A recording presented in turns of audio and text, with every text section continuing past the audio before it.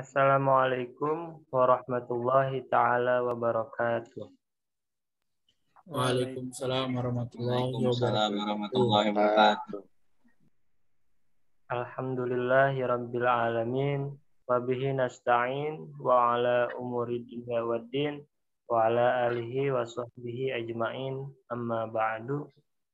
Alhamdulillah, pertama-tama marilah kita panjatkan puji beserta syukur atas kehadirat Allah yang senantiasa melimpahkan rahmat dan maghfirah-Nya sehingga kita bisa bermuajahah terkhususnya dalam pembelajaran kali ini dalam keadaan sehat walafiat. Salawat beserta salam kita curah limpahkan kepada baginda alam, yakni Habibana wa Nabiyana wa Maulana Muhammad Sallallahu Alaihi Wasallam.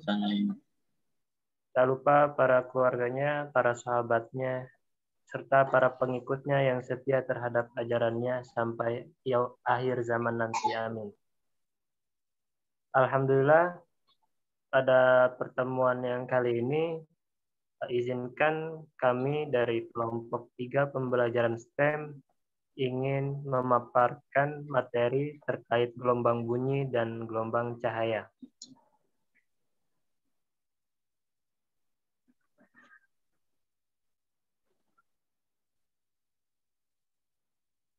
Lanjut.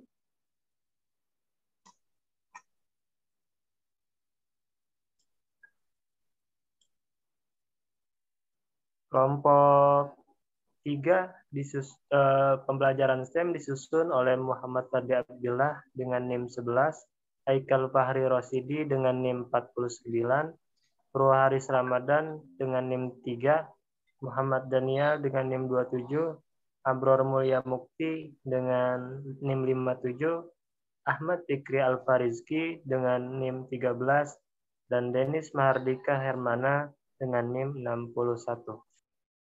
Baik, untuk pemateri kita di sini ada 3 pemateri. Pemateri 1 membahas materi gelombang khusus. Pemateri 2 akan membahas materi gelombang bunyi. Pemateri 3 akan membahas materi gelombang cahaya. Next slide.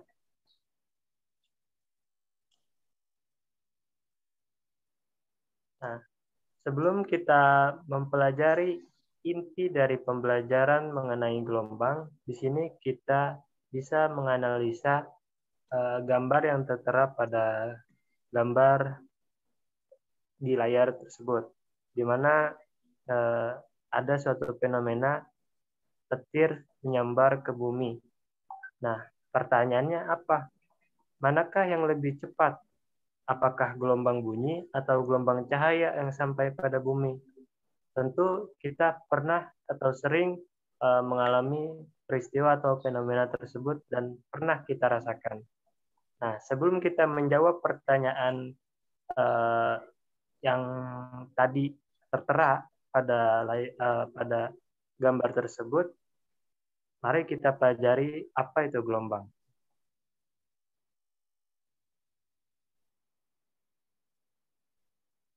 Next slide.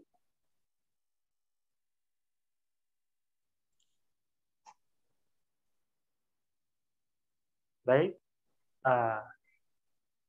apa itu gelombang? Gelombang adalah gangguan atau getaran yang merambat dan membawa energi. Nah, contoh dari gelombang itu pertama ada gelombang gempa atau biasa disebut gelombang seismik. Terus ada gelombang tsunami, ada gelombang tali, dan sebagainya. Nah, kita bisa lihat gambarnya. Gambar 1 ada gelombang gempa atau gelombang seismik. Kedua ada gelombang tsunami. Ketiga ada gelombang tali. Oke. Lanjut.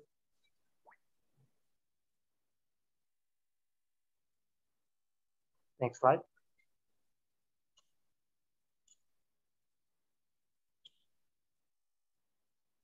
Terkait gelombang, gelombang itu dapat dibagi menjadi beberapa jenis. Nah, pertama kita bagi gelombang berdasarkan arah getaran dan arah ombak, di mana terbagi menjadi 2. Pertama, gelombang longitudinal, kedua, gelombang transversal. Nah, apa itu gelombang longitudinal? Gelombang longitudinal adalah gelombang yang arah getarannya berimpit dengan arah rambatannya. Nah, kita bisa lihat contoh tuh yang kanan. Ada rapatan, ada regangan. Nah, di mana pada gelombang longitudinal, satu panjang gelombang itu untuk gelombang longitudinal sama dengan panjang satu rapatan dan panjang satu regangan. Contoh dari gelombang longitudinal itu ada gelombang bunyi dan gelombang seismik atau gelombang gempa. Nah, yang kedua ada gelombang transversal. Apa pengertian gelombang transversal? Gelombang transversal adalah gelombang yang arah getarannya tegak lurus dengan arah rambatannya. Nah, kita bisa lihat gambar pertama itu di mana ada satu buah bukit, satu buah gelombang. Nah, itu yang dinamakan gelombang transversal. Jadi satu panjang gelombang pada gelombang transversal sama dengan panjang satu lembah dan panjang satu bukit gelombang. Next slide.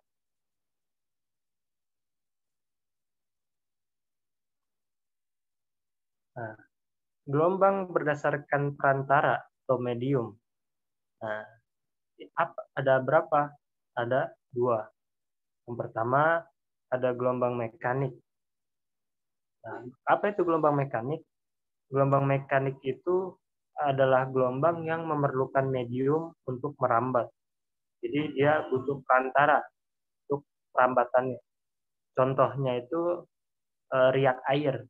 Nah, seperti pada gambar di samping. Kita bisa lihat ada riak air.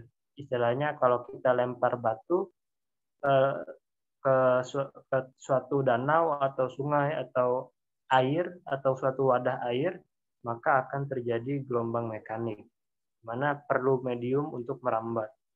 Nah, yang kedua ada gelombang elektromagnetik. Apa itu gelombang elektromagnetik? Gelombang elektromagnetik merupakan gelombang yang tanpa istilahnya merambat, tapi tanpa memerlukan medium. Contohnya apa? Contohnya tuh bisa kita lihat pada gambar di samping ada sinar X-ray, di mana dari sinar X itu bisa merongsen tulang-tulang kita, apakah tulang kita normal atau abnormal atau lain-lainnya. Nah, contoh lainnya adalah gelombang cahaya, gelombang radio, sinar gamma, dan lain-lain.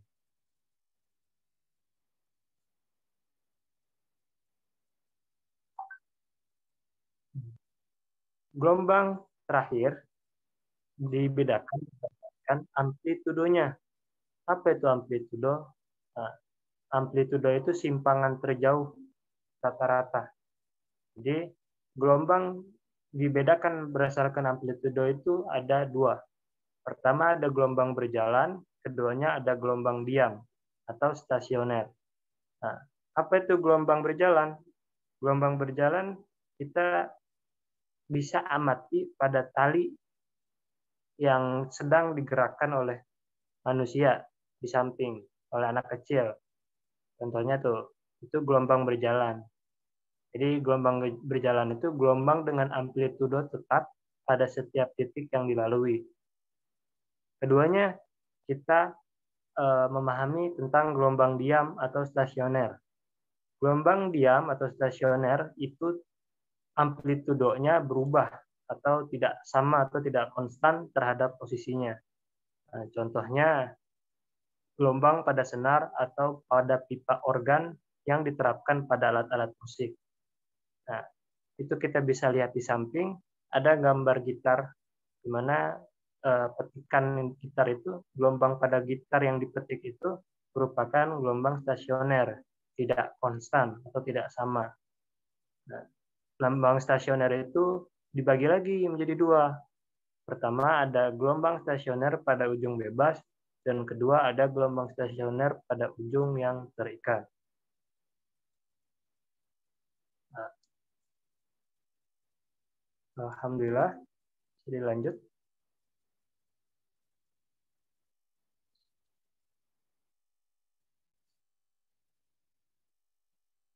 Nah, sebelum kita melanjutkan ke materi selanjutnya, ke pemateri selanjutnya, apakah dari audiens atau penyimak ada yang ingin mengajukan pertanyaan?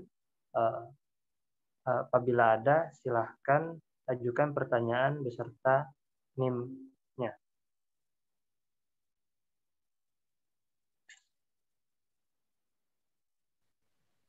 Saya ingin bertanya. Baik. Nama sebelumnya nama saya Bermulia Mukti, NIM 57. Saya ingin bertanya, manakah yang paling cepat merambat antara gelombang bunyi dengan gelombang cahaya? Mohon maaf, untuk suaranya bisa diperbesar. Sebelumnya nama saya Bermulia Mukti, NIM 57. Saya ingin bertanya, manakah yang paling cepat merambat antara gelombang bunyi dengan gelombang cahaya?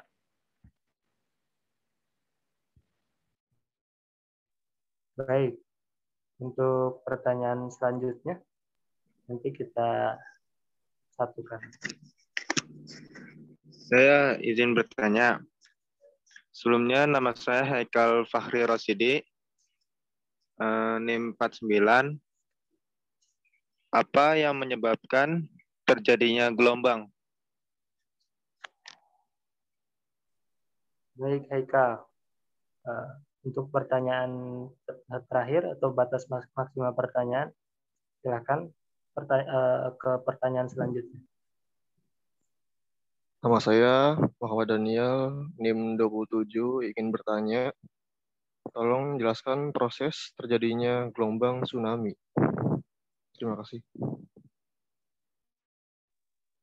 Oke, baik.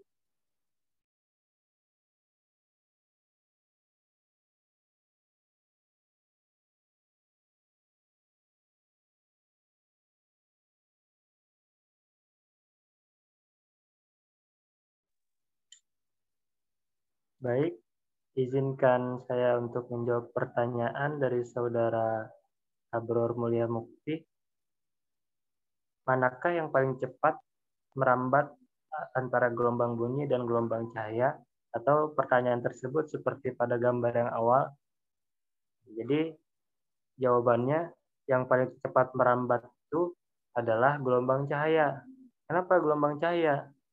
Karena gelombang cahaya ketika merambat dalam ruang hampa itu sebesar 3 kali 10 pangkat 8. Bahkan lebih besar dari gelombang bunyi. Jadi ketika ada fenomena petir tadi, tidak menutup kemungkinan bahwa cahaya tersebut, gelombang cahaya tersebut yang akan sampai lebih dahulu kepada kita, bukan bunyinya.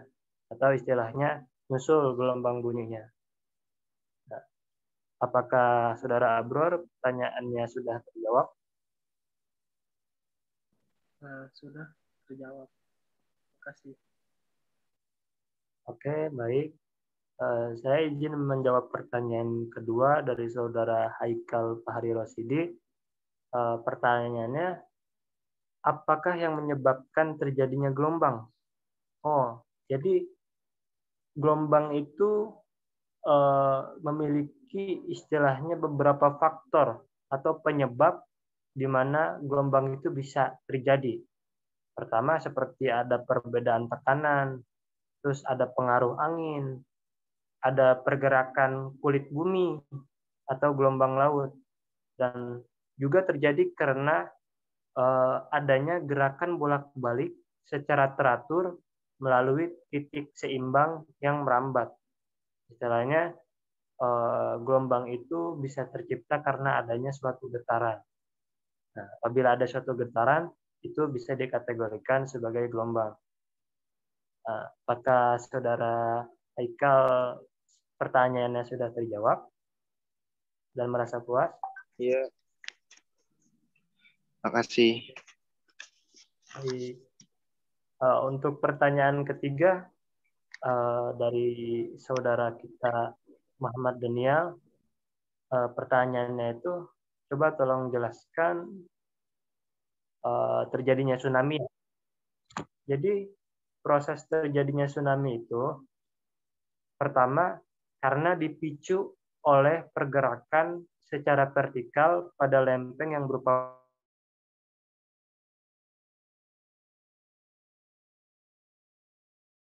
itu kemudian menyebar laut, itu naik yang dinamakan gempa bumi.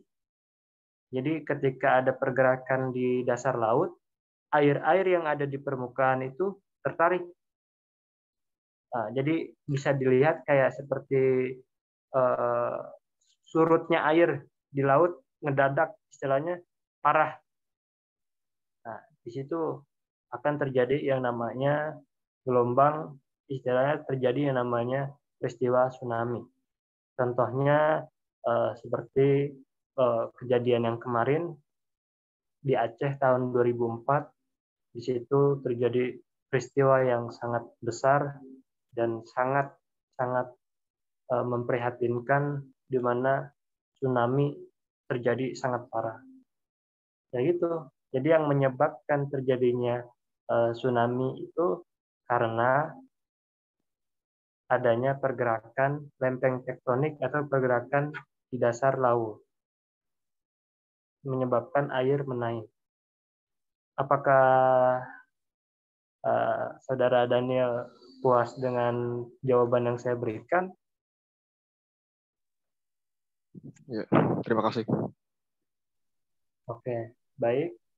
Baik, kita lanjut untuk apabila materi gelombang sudah saya paparkan, saya lanjutkan ke pemateri selanjutnya.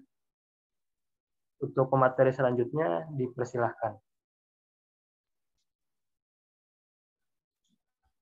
Baiklah, sebelumnya perkenalkan nama saya Purwaharis Ramadan akan menjelaskan tentang gelombang bunyi. Dapat kita lihat gambar-gambar di bawah ini merupakan contoh dari gelombang bunyi.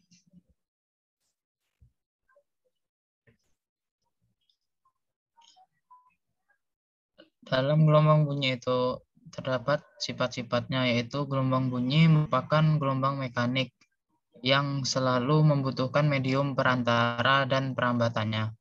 Gelombang bunyi termasuk gelombang longitudinal. Jadi sifat-sifat bunyi itu, sifat-sifat dasarnya yaitu yang pertama, gelombang bunyi memerlukan medium dalam perambatannya. Yang kedua, gelombang bunyi itu mengalami pemantulan atau refleksi. Yang ketiga, gelombang bunyi mengalami pembiasan atau refraksi. Yang keempat, gelombang bunyi itu mengalami pelenturan atau difraksi. Dan yang kelima, gelombang bunyi itu mengalami perpaduan atau interferensi.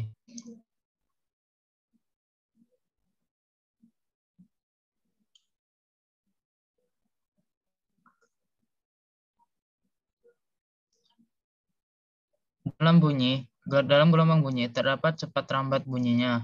Cepat rambat bunyi di udara dan cairan dipengaruhi oleh tekanan pada gas atau cairan dan kerapatan gas atau cairan. Pada benda padat, cepat rambat bunyi dipengaruhi oleh keelastisan benda atau modulus Young. Kecepatan bunyi pada beberapa medium ditunjukkan pada tabel sebagai berikut, yaitu terdapat beberapa medium di tabel berikut. Yang pertama yaitu udara 0 derajat, yang kedua udara 100 derajat Celcius, yang ketiga air, yang keempat air laut, yang kelima besi, yang kelima aluminium, dan yang keenam besi. Dan lihat coba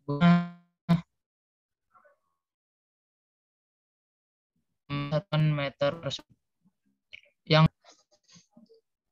cepat rambat bunyi di udara juga dapat ditentukan dengan menggunakan hubungan suhu udara yang bergerak semakin cepat akan mempengaruhi kecepatan rambat bunyi.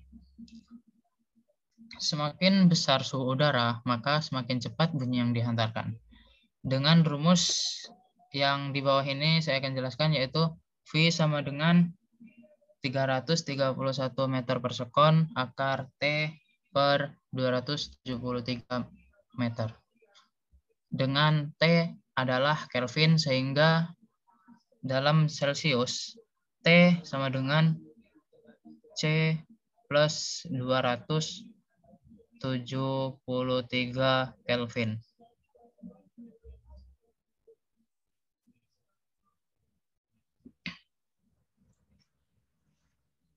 Terdapat frekuensi dalam gelombang bunyi, yaitu terdapat berbagai macam-macam gelombang bunyi, yaitu dikelompokkan menjadi 3.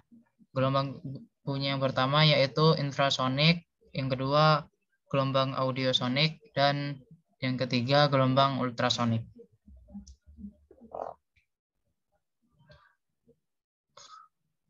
Contoh-contohnya yaitu gelombang infrasonik memiliki kekuatan kurang dari 20 Hz. Contohnya pada hewan gajah dan lain-lain.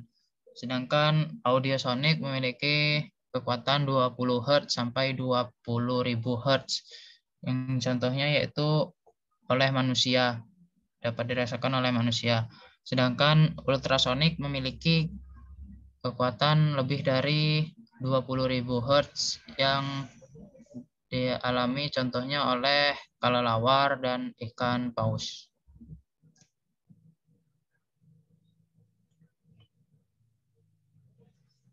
Jadi gelombang bunyi itu memiliki sumber bunyi. Sumber-sumber bunyinya itu berasal dari benda yang bergetar. Akan dibahas seperti berikut, yaitu sumber bunyi dawai. Yang pertama, sumber bunyi dawai. Suatu dawai digetarkan, misalnya contohnya gitar, biola, piano, atau dan lain-lain. Dawai akan mempunyai nada-nada yang beraturan dari nada awal atau dasar sampai nada-nada yang atas. Yang kedua yaitu sumber bunyi kolom udara. Contohnya yaitu seruling, trompet, dan alat musik tiup lainnya yang memanfaatkan kolom udara. Ketika udara yang ada di dalam kolom kita tiup, maka akan bergetar dan menghasilkan gelombang bunyi sehingga terdengar suara yang merdu. Kolom udara tempat bergetar disebut pipa organ.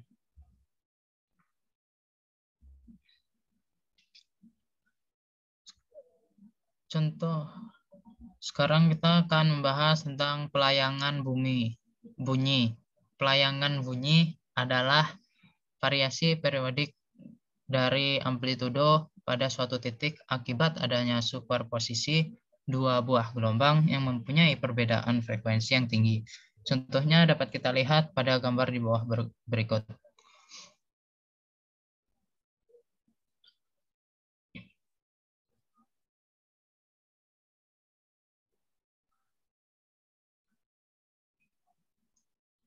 Sekarang yaitu kita membahas tentang efek Doppler. Dapat dilihat gambarnya yaitu seperti yang di atas. Apabila sebuah mobil pemadam kebakaran dengan kecepatan tertentu mendekat frekuensi bunyi sirene, akan terdengar semakin tinggi atau melengking. Sedangkan apabila mobil tersebut menjauh, frekuensinya justru semakin lemah. Efek ini biasa disebut dengan efek Doppler. Nah, sekarang contoh-contoh pengaplikasian gelombang bunyi dalam kehidupan sehari-hari. Contohnya seperti alat USG yang digunakan di bidang kesehatan, kemudian speaker, lalu yang ketiga ada kapal selam yang menggunakan gelombang bunyi dalam menganui alatnya. Mungkin cukup sekian dari saya. Apakah dari teman-teman sekalian ada yang ingin memberi pertanyaan atau yang ingin ditanyakan? Silahkan. Baik, untuk teman-teman, apakah ada pertanyaan yang ingin diajukan? Dipersilahkan.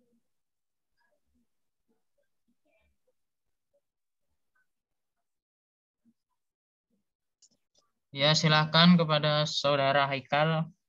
Dipersilakan untuk memberi pertanyaan. Izin bertanya, nama saya Haikal Fairosidi, NIM 49. Bunyi akan terdengar keras itu jika apa? Ya. Selanjutnya yang ingin bertanya lagi? Izin bertanya, saya Denis Mardika Hermana, NIM 61. Jadi warna bunyi yang dihasilkan oleh sumbernya ditentukan oleh apa? Terima kasih. Ya, terima kasih sama-sama. Selanjutnya masih ada yang ingin bertanya? Ingin bertanya, Ya, Saudara Abror, bagaimana? saya mau nanya, gelombang bunyi itu tergolong gelombang apa sih? Oh ya, ya, ya. Baiklah, terima kasih kepada Saudara Abror. Baiklah, sekarang saya akan menjawab pertanyaan dari Saudara Haikal terlebih dahulu. Pertanyaannya tadi, bunyi akan terdengar keras jika mengalami, jadi bunyi itu akan terdengar keras jika amplitudonya besar. Jadi kuat lemah bunyi bergantung pada amplitudo. Tinggi rendahnya nada bergantung pada frekuensi. Lalu pertanyaan dari Denis tadi, warna bunyi yang dihasilkan oleh sumber ditentukan oleh jadi warna bunyi itu ditentukan oleh frekuensi. Jadi warna bunyi itu atau biasa disebut dengan timbral muncul akibat perbedaan frekuensi. Salah satunya yaitu contoh bunyi adalah nada alat musik. Apakah dapat bisa dipahami, Saudara Denis? Bisa. Ya, kemudian saya akan menjawab pertanyaan dari Saudara Abror. Gelombang bunyi itu tergolong gelombang apa? Nah, gelombang bunyi itu termasuk dalam gelombang longitudinal, yang dimana gelombang longitudinal itu adalah gelombang dengan perpindahan media berada dalam arah yang sama atau berlawanan dengan arah propagasi program. Apakah dapat bisa dipahami oleh Saudara Abror? Cukup paham. Ya, baik. Terima kasih untuk semuanya. Mungkin pembahasan selanjutnya akan dibahas oleh teman kita, Ahmad Fikri. Untuk materi selanjutnya, dipersilahkan. Setelah kita belajar tentang gelombang bunyi, mari kita belajar tentang gelombang cahaya. Apa sih itu cahaya? Apakah ada yang tahu apa itu cahaya? Mungkin Abror tahu apa itu cahaya?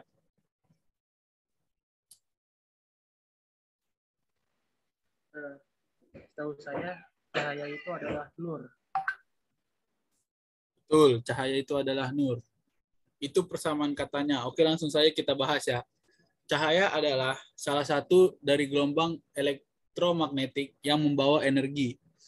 Cahaya dapat merambat dalam ruang hampa dengan kecepatan 3 kali 10 pangkat 8. Jadi cahaya itu, gelombang itu paling cepat dibandingkan dengan gelombang bunyi. Cahaya dapat bersifat sebagai gelombang sekaligus bersifat sebagai partikel. Kenapa? Karena cahaya sendiri merupakan paket partikel yang membawa energi dengan sebutan foton, sehingga cahaya bisa dikategorikan sebagai partikel. Dalam serangkaian percobaan dan pengamatan, cahaya juga mempunyai sifat-sifat seperti gelombang, sehingga cahaya dikategorikan sebagai gelombang.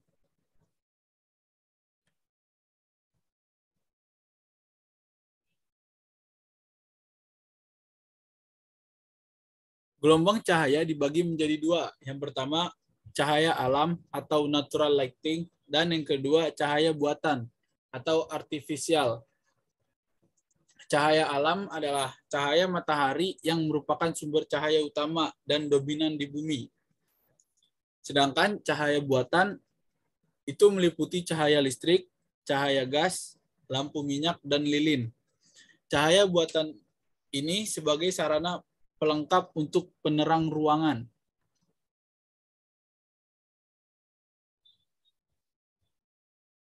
sifat-sifat gelombang cahaya. Sifat-sifat gelombang cahaya antara lain yang pertama dapat merambat dalam ruang hampa. Yang kedua merupakan gelombang transversal. Yang ketiga merambat dalam arah lurus. Yang keempat dapat mengalami refleksi. Yang kelima dapat mengalami refraksi. Yang keenam dapat mengalami intervensi. Yang ketujuh dapat mengalami difraksi.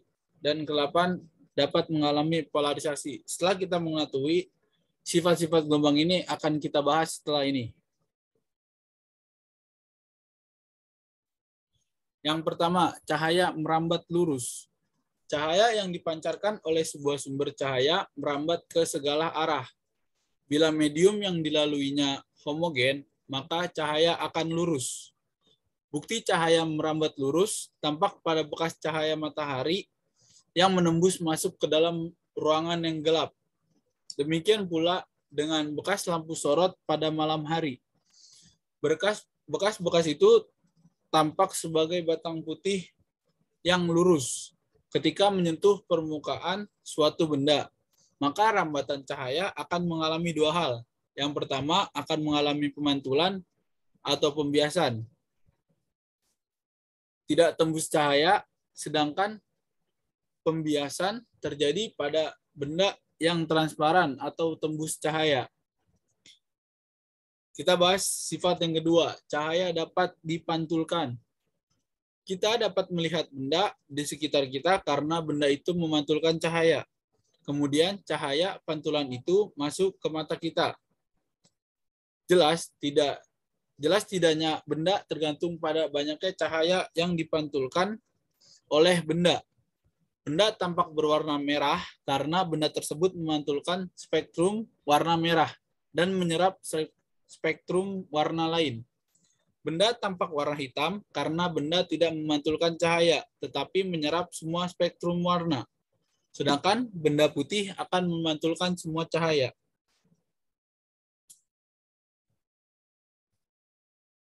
Sebelum kita mengetahui sifat-sifat gelombang cahaya lebih dalam, kita harus tahu hukum pemantulan cahaya. Yang pertama, sinar datang, sinar pantul, dan garis normal terletak pada satu bidang datar dan ketiganya harus berpotongan satu titik, seperti pada digambar. Ini sinar datang dan pada di tengah-tengah itu ada sinar garis normal dan di sebelah kanannya ada sinar pantul. Nah, ini dia terletak pada satu bidang datar, yaitu yang berwarna merah ini. Dan berpotongan pada satu titik. Pada titik yang di tengah garis normal. Untuk yang kedua, sudut datang I sama dengan sudut pantul. Selanjutnya, sifat-sifat yang ketiga. Cahaya dapat dibiaskan atau refraksi. Setiap berkas cahaya yang masuk dari medium yang satu ke medium yang lain akan dibiaskan atau dibelokkan. Arah rambatnya disebut pembiasan atau refraksi. Besarnya pergeseran bekas cahaya yang keluar dari suatu medium bergantung pada kerapatan optik medium tersebut.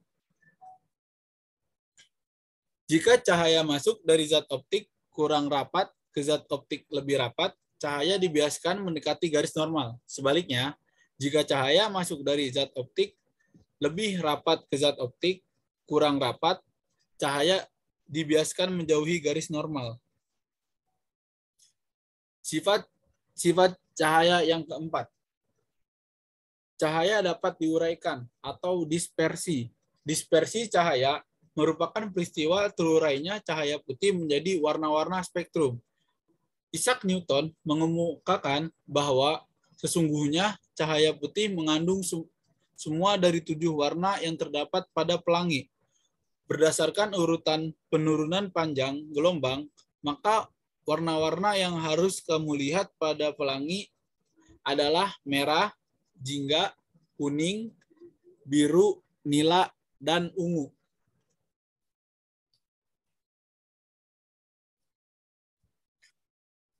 Sifat-sifat cahaya yang kelima. Cahaya dapat mengalami difraksi. Peristiwa pelenturan gelombang cahaya ketika melewati suatu celah sempit sehingga gelombang cahaya tampak melebar pada tepi celah. Difraksi dapat diamati pada celah tunggal maupun pada kisi. Selanjutnya, sifat-sifat cahaya yang keenam. Cahaya dapat mengalami interferensi. Perpaduan dari dua gelombang cahaya yang datang bersamaan pada suatu tempat. Jika kedua gelombang cahaya bersifat koheren, frekuensi dan amplitudo sama serta beda fase tetap, maka akan menghasilkan pola teratur sebagai garis terang, interferensi maksimum, dan garis gelap, interferensi minimum. Sifat-sifat gelombang cahaya yang terakhir. Cahaya dapat mengalami polarisasi. Polarisasi cahaya adalah peristiwa terserapnya sebagian arah getar gelombang sehingga hanya tinggal memiliki satu arah getar saja atau terpolarisasi. Ya, sampai di sini apakah ada yang ingin bertanya? Tolong disebutkan nama dan NIM-nya.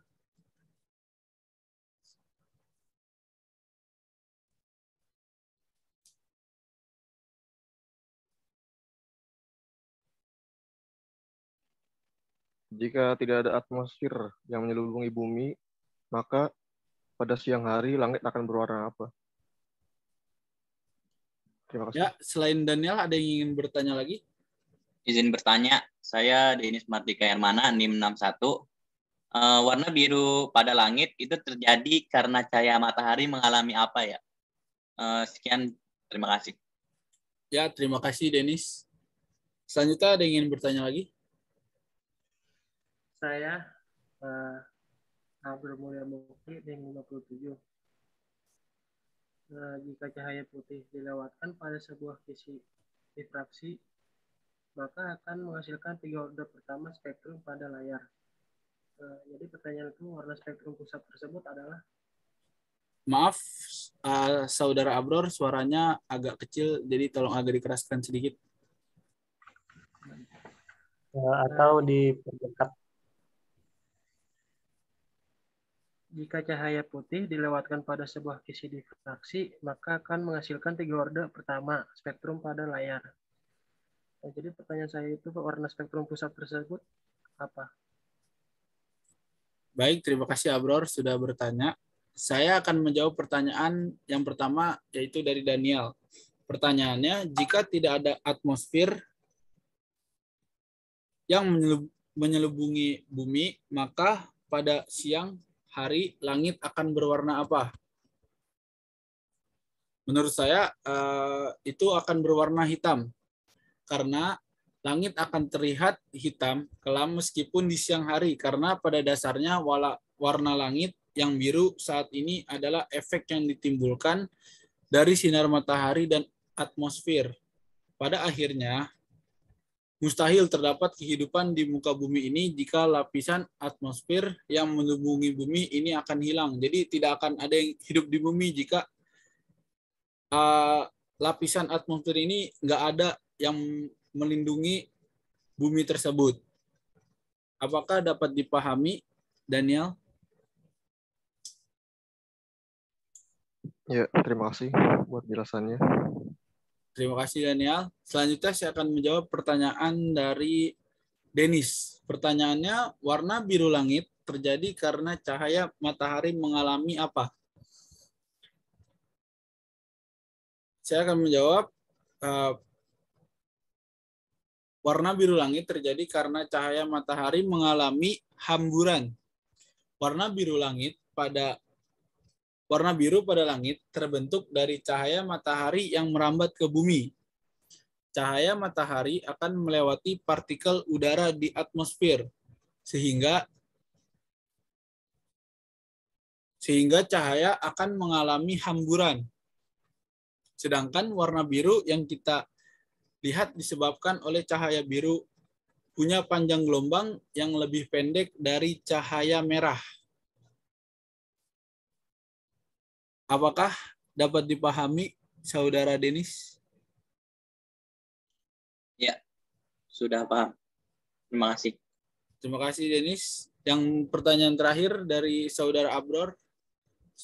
Pertanyaannya, jika cahaya putih dilewatkan pada sebuah kisi difraksi, maka akan menghasilkan 3 orde pertama spektrum pada layar.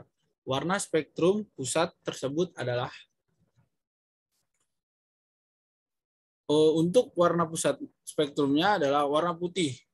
Jika seberkas cahaya monokromatis dilewatkan pada kisi, pola difraksi yang dihasilkan pada layar berupa garis terang dan garis gelap secara bergantian dengan pola terang sebagai pusatnya. Terang pusat dari pola hasil difraksi kisi akan menghasilkan warna putih. Jadi kalau dipantulkan warna putih, keluarnya akan warna putih. Apakah dipahami, saudara Abror? Cukup paham. Oke, terima kasih saudara Abror. Oke, baik.